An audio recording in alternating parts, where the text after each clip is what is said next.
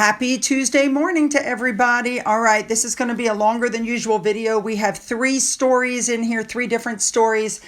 As usual, there's a lot to cover. Let's just jump in and get there, shall we? Let's go. Now, before we talk about anything, I've had one of these moons last year. You guys called it the harvest moon. It came again. I tried like heck to get a good shot of it with the iPhone. It just didn't work, but my goodness. Isn't that just the most beautiful thing you've ever seen? Gorgeous. All right, let's move on to our first story of the day. Every year, Kevin Cosner hosts a benefit for the Santa Barbara County first responders. You buy tickets and you can go. It's called the 1-805 Live Concert. All proceeds support the Santa Barbara County first responders, mental health, wellness, equipment, things like that. So this year they said, in recognition, and I'm quoting, of his extraordinary and constant philanthropic work in Santa Barbara, they chose to honor Kenny Loggins as the recipient of this year's Heart of the Community Award. And he's going to get his award on stage at the concert. Prior recipients are, oh, guess what? Kevin Costner, and of course the founding board member, Alan Parsons. Harry walked out onto the stage like he was some sort of a rock star, and you've got these puff pieces saying Harry proved he's most definitely committed to his new community, even though he doesn't know any of his neighbors. I'm sorry, he doesn't know any of his neighbors that aren't multimillionaires. Let me rephrase that.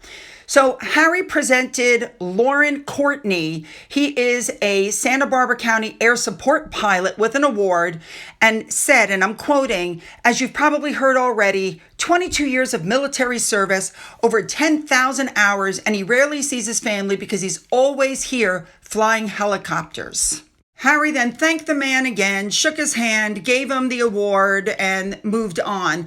I was a little surprised. Usually things turn towards them when they're out, but it didn't turn towards them because Megan wasn't there. So no, Megan was there. She claimed she was ill, and I believe it was the Legends of Aviation Award where they claimed one of the kids was ill. There's always, somebody's ill. I mean, there are nannies in the house for that, but I digress. And she was a no-show on this night as well.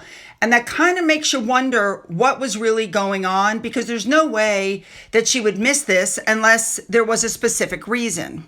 Let's be honest, there were a lot of big name people there that night. And of course, the puff pieces came out talking about how Harry was rubbing shoulders with, all these A-list celebrities. Rob Lowe was there, as you can see. Jeff Bridges was there. Cameron Diaz was there. Pink was there.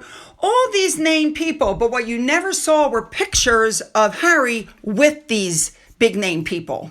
Then there was the Richard Marx incident. The singer who was at the event and he was singing there apparently was exiting the stage. He walked right past Harry. Somebody stopped him and said, "Oh, Harry." He turns around, he shakes his hand, and the wife took a picture and put it up and tagged him as Prince William. My God. You just can't make that stuff up. All right, so let's move on to the whole Megan is sick thing. Now, one of my subscribers, before I even had a chance to do this story, put up the comment that Megan was not in attendance. Maybe she didn't want to be humiliated again. And that got me thinking back to what happened with Megan last year. They came out onto the stage. Megan immediately tried to grab the microphone from this woman, and the woman wouldn't let go. And so Megan acted like, it's fine, and she directed her. Then Megan walked right up to the stage, picked up an award. And in case you missed it, I'm going to show you this again. So they walk up to get the award, and the man tries to give the microphone to Harry, and Harry points to Megan and is like, "Give it to Megan." And the guy smiles, holds the microphone up, and will not give it to Meghan Markle. There was a lot of filming going on the stage. You have to wonder for who. There was this embarrassing incident where she literally pushed Harry forward to give an award because, Harry can't do that by himself. Kevin Costner, as you can see, did not look happy to be there or to see them. And Megan tried to take over all the conversations in the back. So, yes, I'm sure that there's a reason why she wasn't there this time. The reason it's being said that Harry was brought on stage to give the pilot award is because he is a certified helicopter pilot. So let's just lay this to rest. Is Harry a certified helicopter pilot? From my investigation, it looks like no. He trained for 3 years to become an Army Air Corps pilot. And it does say online that he failed his pilot's theory test in February of 2009. It's in the articles that Harry's Army chiefs then gave him extra tuition and training to make sure he passed on his second attempt. And articles later on came out saying that he qualified to be an Apache helicopter commander, which sounds very impressive, but it means he was a co-pilot gunner. Now, this picture is from 2009, and as you can see, William on the left has the flying wings and Harry doesn't. But then in 2010, there's an article of Harry getting his wings from his father, and there's even a picture of him with the love of his life, Chelsea Davy. Now, this is just a pilot's thing. It says that the article says that after this, he was going to train on the Apache helicopter. So this has nothing to do with him flying Apaches. This is just a basic pilot. And his wings, as you can see, are different from William's, but that could be maybe it's different branches. This is the final thing for me that I found online. It is the pilot's primary responsibility to fly and maintain the helicopter. The commander is responsible for managing and using the weapons and navigating the pilot, it says, and providing tactical communication. There you go. So I am still very unsure if he's still a pilot. I don't know. All right, let's move on to the next story. Now that segues into our third story. What the heck is happening in Hollywood? Now, the other thing that's going on with them that I want to cover really quickly is that articles are coming out right and left saying that Hollywood has essentially, they don't trust. They have a genuine dislike and distrust is what the article says about Harry and Meghan and towards them. And there's all kinds of issues going on. And we know there was a WME, after Emmy thing, and we're going to discuss that. But what Harry and Meghan haven't figured out is it's got nothing to do with their PR. It has to do with what the public has actually seen of them.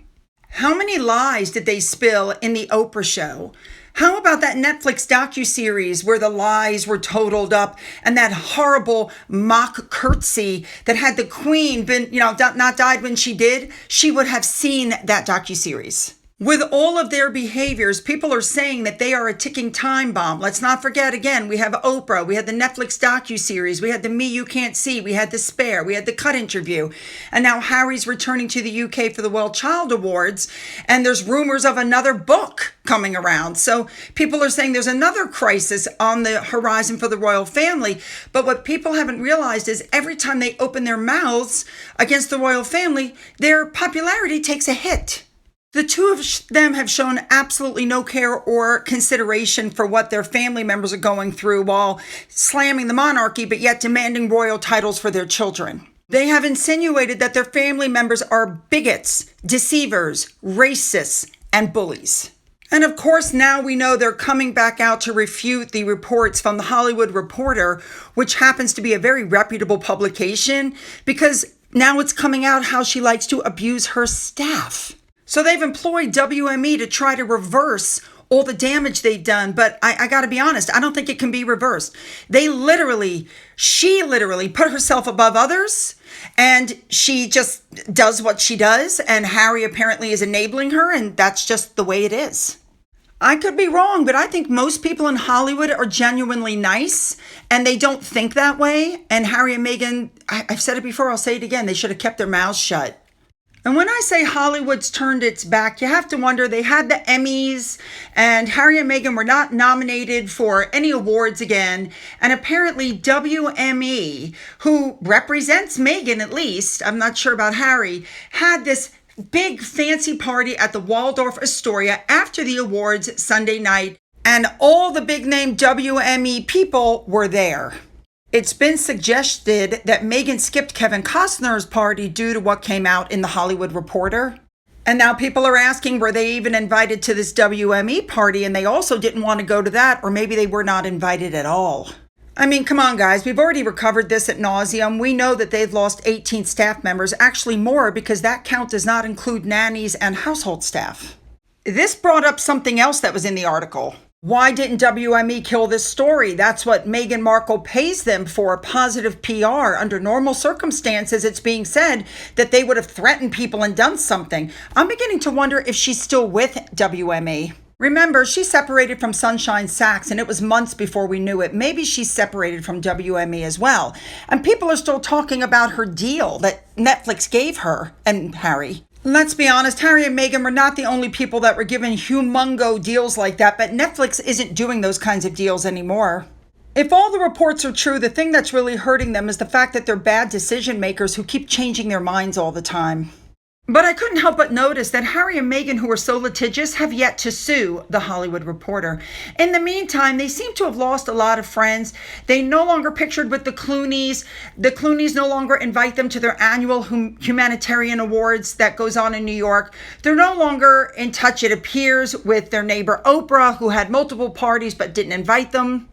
They're no longer spotted with the Obamas or the Fosters, but they are spotted with Ellen DeGeneres and Chrissy Teigen, both women who have been accused of being a bully.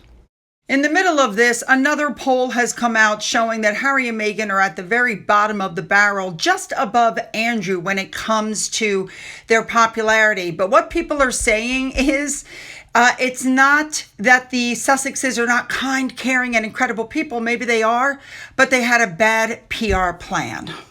Now, moving on, we know that Harry is due in New York, and I'm going to cover that in tomorrow's video. Stuff has already come out, but first I want to talk about this, Concordia. Now, on their website, Concordia says that they have an annual summit every September in New York. They claim that this is the largest and most inclusive nonpartisan global affairs forum alongside the UN General Assembly, and it's designed to cultivate a global community of individuals from across industry and sectors. There's a whole website about this, and here you have the names of the people that have been invited. Also, directly from the website, it says the world faces a critical juncture with geopolitical fragmentation, shifting socioeconomic developments, and immense technical advancements among a whole host of far-reaching issues that are more pressing than any other time in human history. And so this is why they're getting together for this backdrop. You see there, it says on the second line, esteemed leaders. That makes it sound like Harry is there representing somebody, representing the UK. Like, who is he there representing? So I'm going to be covering Harry's trip, or some of Harry's trip, on Wednesday. I don't want to put too much in this video, so wait for Wednesday's video. All right, you guys, I know that was super long. I apologize, but I'm trying to get everything in there. So don't forget to hit the like and the subscribe button. Go down into the description box where you'll find the link to video number 2. Follow me over. Let's go.